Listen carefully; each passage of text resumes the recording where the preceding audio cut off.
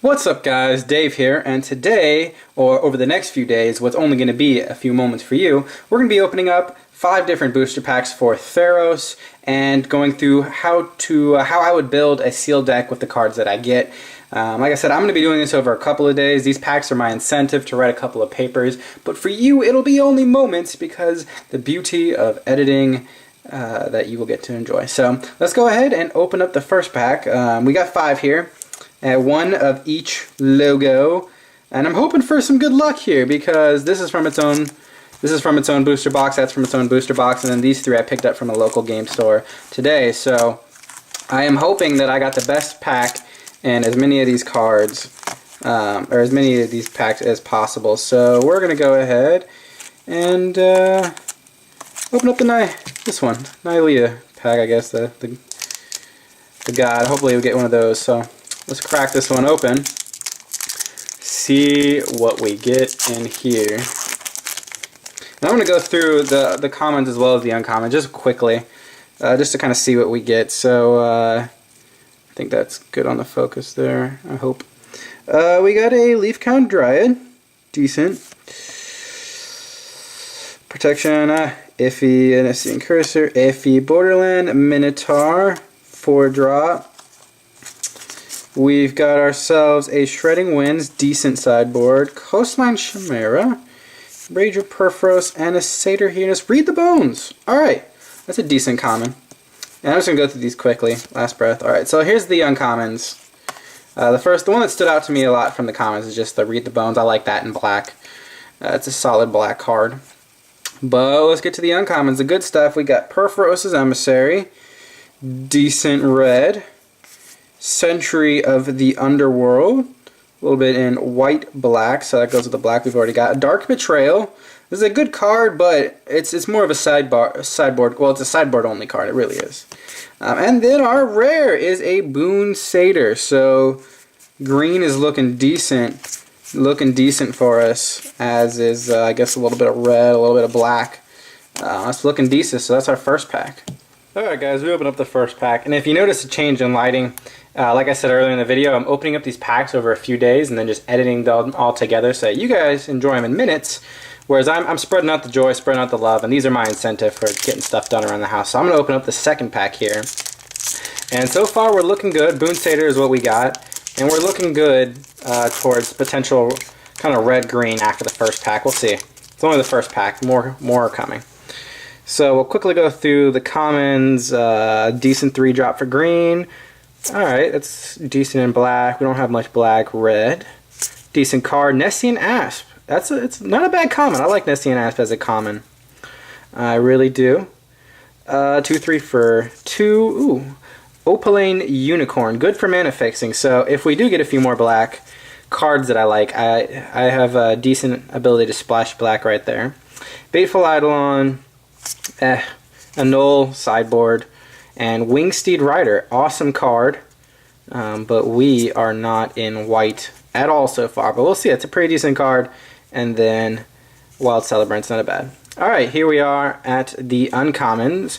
We've got tough name to say, but I like this guy, especially if we do end up in green. We're very heavy in the amount of green cards we have, so this is a great card for when you run a lot of green, so that's good. I like that. We have Coordinated Assault, decent. We don't have that many heroic cards to play with, but I'll take that. First Strike, nice little combat trick per se. We also have a Shipwreck Singer, blue and black, 2 colors that we are not in. Ooh, and our rare, a Master of Waves. So blue is starting to look good. We got ourselves a Mythic. Protection from red, elemental creatures you control get +1/1, and when he enters the battlefield, put a number of 1/0 blue elemental creature tokens onto the battlefield equal to your devotion to blue. So this is a great card, and then just nothing else. This is a great card to have pulled, although unfortunately we don't have that much blue yet. Alrighty guys, it's time to open up pack number 3. Let's see, which one do I want to open? I'm going to go ahead and open up that guy. He looks interesting. So this is the last pack of the 3 that I got from one booster box. The other 2 I have They're both from their own booster boxes. So I'm hoping there's mythics in both of these. And maybe I'll get lucky and get a mythic in this guy too. We already pulled one mythic. We got Master of Waves. But red-green is where we're looking like heading. But we'll see. 2 packs down. Maybe we'll get some other stuff. I got a red card in here, red common. But I don't care about the commons as much. Alright, Ill-Temper Cyclops. Decent red, especially if we get into that. Another Dryad, another great card. Alright, starting to get some good white cards. Not a big fan of that. Not a big fan of that. Oh, Intimidate. That is actually a decent black card. And then we have a 1-drop and a decent red. Oh, and another Titan Strike. Oh, we don't have a Titan Strike yet. I like Titan Strike a lot. It's only a common, but it's a great comeback strip. 1 mana, 3/1, Scry. Amazing, especially if you get that early damage. So we got some good red, some good green, and we're finally starting to get some black, but still, red-green is looking the strongest. So let's take a look at our uncommons. First up, we have Vanquish the Foul. Destroy target creature of power 4 greater, Scry 1. It's a decent card. I mean, 6-drop for destruction. It's alright. But like I said, no white. We don't have much white right now, so not helping us. A Crowan Hoplite, a little red-white. Going Boros. Whenever he attacks, it gets plus X until end of turn, where X is the number of attacking creatures. Cool card. Cool card. Flamecast Wheel. For 5 mana, sack it, and it deals 3 damage to target creature. Alright, that's, I guess that's decent destruction. And then our rare is Curse of the Swine. This is a pretty good card to have in any blue deck. I ran this during the pre-release, and it's a good card. Just nothing. Ooh, Golem token. These are sweet. I like the Golem tokens. It's a pretty good card when it comes to removal, per se, if you're trying to remove some creatures that are huge. Like if they got some monstrosity creatures, they've already monstrosized them, and you play this card, it's great. It turns it into boars. You play that on a sliver deck, also a great way to combat against someone playing slivers, because now they don't have any of those abilities. But it can still be tough. You want to be careful not to play this, because a lot of times, well, sometimes I've played it, and I turn all their creatures into boars, and I still die because, well, I didn't have anything to defend against anyways. But it can be good. I do like that card. But I can't say that it's very good in the way that we're going. Alright, let's get this 4th pack open. Let's see. Well, Elspeth. I got some flack for saying her name wrong, but I don't care. When the card's worth $80, you can name it whatever you want because you're rich. I'm going to open this guy. I'm feeling good about him. Let's see what we get in our 4th pack. Green-red is what we're looking like. We're stocking, despite getting some decent blue card. I mean, well, getting a Master of the Waves, that was awesome. Despite getting him, we don't have enough blue. So let's see what we got. Dragon Mantle. Alright. Omen Speaker. You know, Omen Speaker, I like this card quite a bit. It's a great card to have in a deck. Great for Scry. Scry 2, I mean, it's invaluable on turn 2. I mean, it can really get a game going, and I like it a lot in sealed as well, because sometimes your sealed deck, depending on the pool you get, isn't as strong. So having that extra Scry can really give your deck the strength it needs. Elsewise, just a decent small... Another Intimidate. We have 3 of these, I believe, that we've pulled for black, so still we didn't get much for black, but that is decent. The Priest goes with white. Exile Artifact or Enchantment. Centaur. Griptide. Pretty awesome. It's an awesome card to have in any type of sealed play, just because slowing them down can be amazing to do to them. And then Commune the Gods, I think that's a couple more. Commune the Gods, reveal the top 5 cards of your library. Creature and enchantment among them into your hand, and the rest into your graveyard. Not a huge fan of cards that put cards into your graveyard. So, nothing cool there. Lifelink, Copal decent. Alright, uncommons. There we go. So we got some commons. Looks like we finally got a little bit of blue. I mean, Omen Speaker is a good pool. But besides that, I mean, mostly blue and black with that pack. A little white. I didn't see any red or green that caught my eye in the commons, but that's not what we're looking for. We want to see what we have in these. So we have Keepsake Gorgon, a good card, Death Touch, Monstrosity 1. And when it becomes monstrous, destroy target non-Gorgon creature. So that's a decent monstrosity. You can destroy a creature they control, but I've seen better. And a 2/5 for 5. It's more of a defender card. So I don't know how crazy I am about that. Warrior's Lesson, amazing card, especially since we're looking like we're going to be in green. I love Warrior's Lessons. Sorry if the cards have been up a little bit higher. I've been eager looking at them. Warrior's Lesson, love this card. Just the ability to get that extra card draw, especially since green doesn't have any ability to draw cards. This can really give your green deck that little extra boost of speed it needs to win. And in order to make this really valuable, you want to make sure you have 2 creatures that are dealing damage in order to get the most effect, because a 1-drop spell to draw 1 card is kind of pointless, but 1 drop to draw 2 cards really makes it valuable, and this is an awesome card to have to give your green deck that doesn't typically have speed. Alright, Farika's Mender, another decent uncommon, but I don't know, that black, I've wanted to splash black, but we haven't gotten enough cards in black to really make it worthwhile.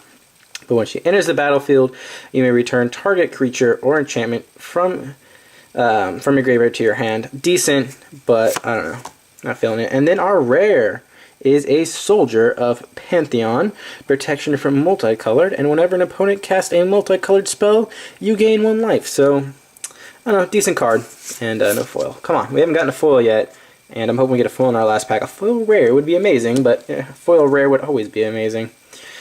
So Soldier of Pantheon is our rare, and our uncommons are the Mender, Warrior's Lesson, and Keepsake Gorgon. So decent pulls, not as good as our first 2 packs. Hopefully our 5th and final pack that we open will be amazing, but decent cards. Warrior's Lesson is the only thing I'm really excited about having pulled. I mean, I do have other good cards that are in this pack, but like I said, we're looking really good in green and red, so I'm excited to have gotten that out of it. Alright guys, it's time to open up the 5th and final pack. Once again, I appreciate you guys watching this video. I hope that opening these packs over different days hasn't been too weird with the editing and all that. So we're going to open this 5th pack, see what we get, and then we'll build a deck, and I'll kind of show you what I would run. And if you would run something different, you can leave me a comment down below. Also, take the time to like the video, just to give the channel some support, and subscribe if you're not already subscribed. So let's see what we get in this 5th and final pack. Green is looking good. Red is alright. I mean, we got some decent red combat tricks, and then we have black has been getting stronger. Black has been getting stronger, and blue, we got some good pulls in that. But we'll see. This comes out of this last pack, kind of see what we run. Probably green and something else, so we'll see what we get. Just commons, quickly go through them. We got a black common. I like this flying 2/2. For 3, this is a pretty decent card. I mean, flying is always good. I don't mind paying the extra cost for it. And being able to bestow it, give something else flying, always fun. A Disciple, not bad since we do have a lot of green. A Battle Priest, heroic. Whenever you cast a spell, gain 2 life. It's a little life gain, but nothing too much in white. Raider, Spark Jolt. Probably not one of the worst forms of removal, but the Scry does make it a little better. Turn Phalanx, Coastline Shamara. Oh, Farika's Cure. Some more black removal, or some black removal. And a Defend the Hearth. Alright, so nothing crazy in the commons, but just some pieces. Looks like just some more black, a little bit of blue, but not that much green this time. I mean, the Disciple's decent with green, but a little bit of everything. So let's go through these uncommons and rares, see what our final big tools are. We got the Sea God's Revenge. Return up to 3 target creatures your opponent controlled to their hands and scry 1. So this is a turn 6 kind of card, and I mean, it can be fairly good, especially if they got some bigger guys out on the field at that time. So I can see this is a decent card. Farika's Mender, I believe we already got one of these. But I don't know. Green-black is also, it's a possibility now. We've been slowly moving, black has been slowly building up. So maybe green-black could be a potential thought. Dauntless Onslaught, amazing card. Pity we don't have white. And our rare. Alright, black is definitely looking better. We have a Mythic and a Hythonia the Cruel. I might be butchering that name. Mythic legendary creature Gorgon, Death Touch.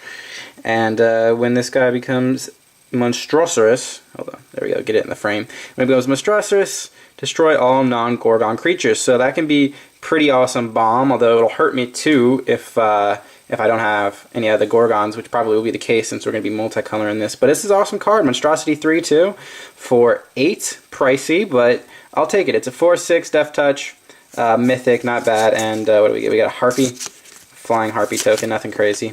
No foils, but you know what? We did get 2 Mythics, so quick overview on the rares that we got. Let me pull this last one out. all the rares that we got were some decent stuff. I mean, we got ourselves Curse of the Swine, which this card has dropped significantly in price. I mean, it's a great card, but you really don't need that many of them for your deck, so the demand is not very high. So, I mean, nothing crazy. Curse of the Swine, decent removal. And then we got some other cards. We got Boon Satyr, good card, $7 card, I believe. So, a nice pull there, and that'll be good in our deck. We have a Soldier of the Pantheon. I think this one's like a, I don't know, $4 or $5 card or so. And then Master of the Waves. This is the real good pull, 25, I believe. And I'm not sure this guy's worth. I'll have to look that one up. So some decent pulls, and we're going to go ahead and start deck building.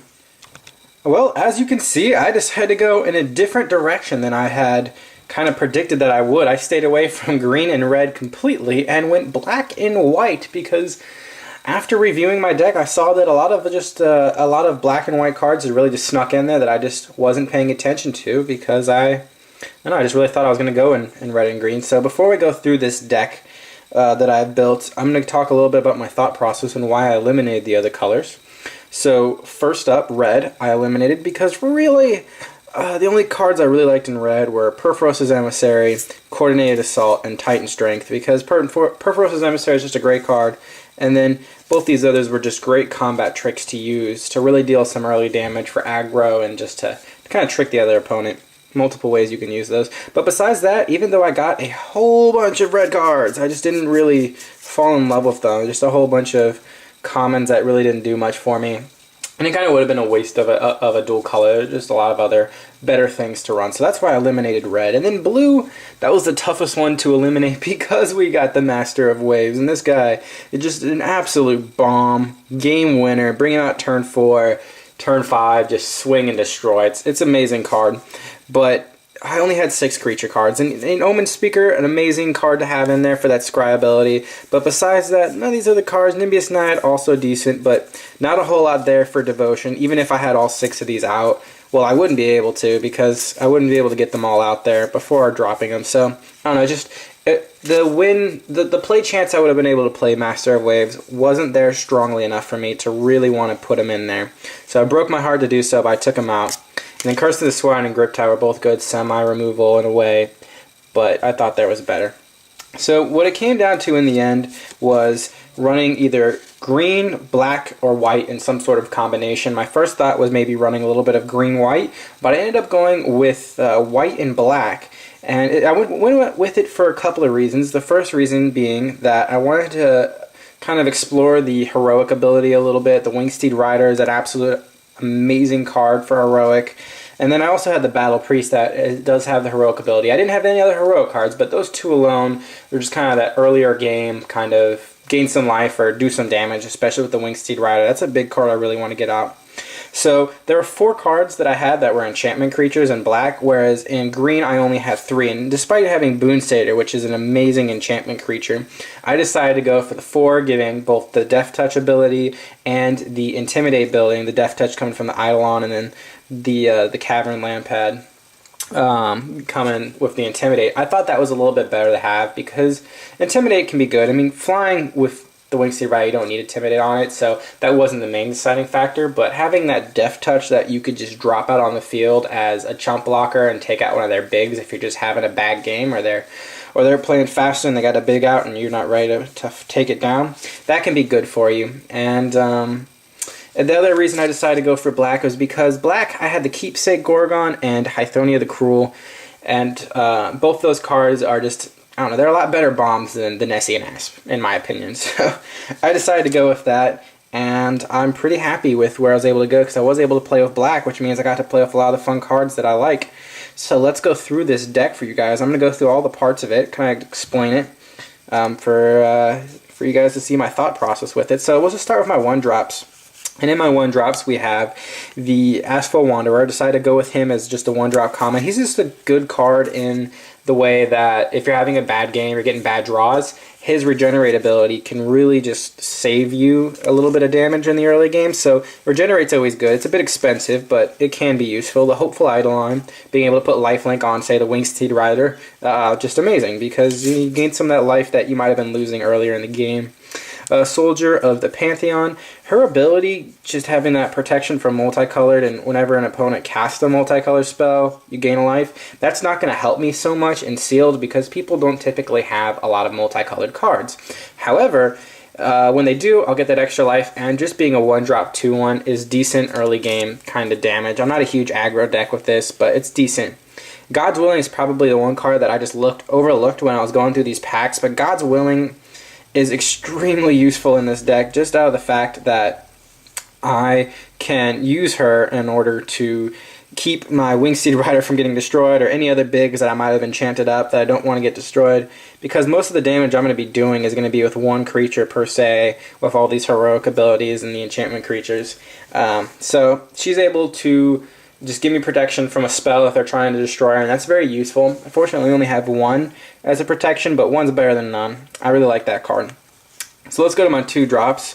We both the Eidolons. I got 2 of these, just giving that Death Touch ability, and like I said, I like them because I am able to bring them in and use them as a chump blocker to take out some bigs if I'm either having a bad game or they're just moving faster than me. It's a good just removal in a way for a deck that doesn't have a whole lot of removal. And of course, being able to enchant them for 5. It's still expensive, but it's doable. Alright, next up, Setesian Battle Priest. I'm going to mispronounce a lot of these names, but my apologies on that. What can I say? So many different names. The Battle Priest is good, heroic, gain 2 life. I probably won't be using that a whole lot, especially if I get the Wingsteed Rider. I won't care about the Battle Priest, but it's there. It's a 1/3, so a little bit of a defense on turn 2. It's mostly just a placeholder. I have a bunch of placeholder cards in this deck because I didn't have a huge amount of white and black cards. Most of my cards were, in fact, red and green, but I decided to go with this just because I like the possible win conditions on this one. So the other 2 cards, we have Pharika's Cure, so a little bit of removal mixed with a little life gain. That's decent. It's tough to get 2 black on turn 2 in this deck. And I'll talk about my mana split in a sec. And then the Chosen by Helioid, just another enchantment. Enchantments are good. Being able to draw a card, putting that on there, I mean, why not? Draw a card is actually pretty decent and Sealed. Draw a card's amazing anytime, but I don't like cards that you play it and draw a card. It just kind of seems pointless in a way. I don't know, that might be coming across. There's better cards than that in Constructed, would be my opinion. That's how I would word that. But just the enchantment, being able to put that out there, get a free card draw, and make my heroic cards better. That's why I have it in there. Alright, so let's go to my 3-drops. Let's start from the back. Wingsteed Rider, love this card for my deck. This is just an amazing card. Flying, heroic, put a counter on him every time. It's amazing. So I can't. It's just absolutely amazing. Being able to have that flying ability and putting counters on it every time you target. You put an enchantment creature on it. All these enchantment creatures. I mean, the Eidolon, turn 5, you put that on there. It gets a +1 on counter. It gets a +1 from having the Eidolon attached. Awesome. So I love the Wingsteed Rider. That's one of my win conditions right there. Next, you have Dauntless Onslaught. This is another great card. This deck being more of a single card, kind of doing all the damage with your heroic cards and the rest just being attacked. You don't utilize it on 2 creatures as much as maybe you would in a more constructed deck, but that's just an amazing card. And then the other 2, Read the Bones. I've been jonesing to play this one for a while. Ever since I opened it, I just like Read the Bones. I really like it. Scry 2, draw 2, love it. I don't care about the lose 2. Just the Scry 2, draw 2. Getting that preordained going on in Theros is just amazing. And then I decided to run the Opaline Unicorn. And my reasons for that is just to have a little bit extra mana, and I want to do it for 2-part because 1, I'm using the Unicorn to splash for Pharika's Mender, and she's not utterly amazing by herself. I mean, it's a good card in the fact that I can bring back some of mine if they happen to destroy my Wingsteed Rider. I want to get it back. I can use Pharika's Mender, get it back on turn 5, and I'll get to her in a sec. But I also wanted him there because a lot of my bigger creatures, like the Gorgon and the bigger ones, they have Monstrosity, so it'll let me get to that 1 turn earlier. And turn 8 Monstrosity, which is another one of my win conditions, is tough to get to in Sealed. You really, they can beat you before turn 8. So that is why I have that guy in there, just to give me a little bit extra speed and the ability to splash a little. So, alright, my 4-drops aren't exciting, just March of the Returned and Returned Centaur.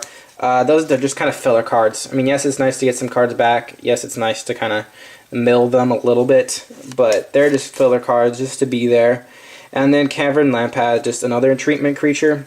As I said before, Intimidate isn't Intimidate's a great thing, but it's not necessarily going to do me much if I put it on my Wingsteed Rider, because she's already going to be strong enough to kill everything, and she's flying, so how many things are they going to have to block her? Probably not too many. So let's go over my 5 drops, and this is where I was saying with the Opaline Unicorn, having Freaka's Mender in there, and she's in here as a filler, really. She's a great card by herself, but I don't expect to play her that much. That's why I don't have any green mana in this deck. But she is there merely as a kind of place filler, and the fact that you do get a creature or an enchantment card back, so that can be useful, getting one of these creatures, like I said, back that's destroyed. Sentry of the Underworld, I love this card. It's just a flying, vigilant creature, and even though you pay 5 for a 3/3, I think it's so much worth it. Just being able to have that flying and vigilance, it's a great card. You can use it as both an attacker and a defender at that late game stage. And then the Keepsake Gorgon. This guy isn't going to win you any games per se. His Monstrosity ability to destroy a creature card can do some good things for you. But besides that, he's mostly just a defender who can get only a little bit bigger with Death Touch. And the Death Touch, that's what makes him fairly decent. So I don't know, he's a pretty alright card. And let's get to the last 2 cards I have in my deck. We've got Vanquish the Foul. And this card, this is a really expensive piece of removal, but I just reckon back to this saying that I don't have that many white and black cards that I pulled. So I had to run it, and I guess it's alright. I mean, 6 drop to destroy a card, it'll take out one of their bombs if I happen to draw this, and I'll get a scry out of it. So, it's okay. But it's there. And then, of course, the last card, the Hythonia the Cruel, legendary creature Gorgon.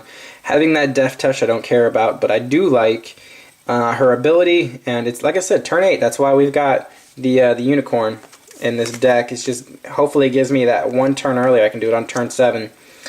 Be able to Monstroserize her, because once you make her Monstroserize, it's pretty much game. You destroy all their creatures, and then she's a, what, 4, 5, like 7, 9? Doesn't even matter what her defense is. She's a 7/9. Doesn't take many turns to beat them when they don't have anything to block you with, because you destroyed it all. So, good deck. That's what I decided I would run. Of course, your sideboard is all of your cards when you're playing sealed, but the big card that I would really sideboard in is whenever I was playing somebody who was playing black, I would definitely side in Dark Betrayal in the place of the Farika's Mender, because Farika's Mender, she's just kind of there as a placeholder. Even though she is good, I do have March of the Returned, and I'd rather take her out, because if I didn't get the Unicorn on the field, I have no way of playing her. I have no mana for that. So Dark Betrayal would be what I would sideboard in her place, or maybe even Vanquish the Foul, but probably her place. Just to take care of a little bit more black and have slightly more removal. So that's what I decided to run in my sealed deck. You might have ran it differently, but this is just the way I thought I would run it. If you enjoyed this video, please like it, subscribe if you're not subscribed to this channel, and thank you guys for watching it. I hope it hasn't been too unorthodox. I know I recorded this over a few days, but it's just something I did over the weekend to have some fun, open up some packs as an incentive. I don't intend to do all my videos in that unorthodox way. It was just something I wanted to try, see how it turned out. So thank you for watching, and laters.